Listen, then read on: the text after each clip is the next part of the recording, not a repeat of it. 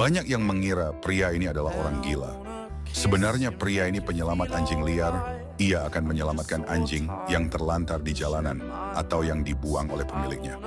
Di rumahnya, ia memiliki ribuan anjing yang berhasil ia selamatkan. Jika dihitung dari awal mula menolong anjing terlantar, ia sudah menyelamatkan 20.000 anjing bersama ayahnya. Meskipun begitu, pria tersebut sering mendapatkan hinaan dari orang-orang karena merasa dia telah gila. Untuk apa menyelamatkan anjing yang terlantar? Padahal pria itu cuma ingin menunjukkan kepada semua orang jika anjing adalah makhluk yang berhak hidup dan mendapatkan kasih sayang. Jika kamu punya hati, berikan suka untuk mendukung pria baik hati tersebut.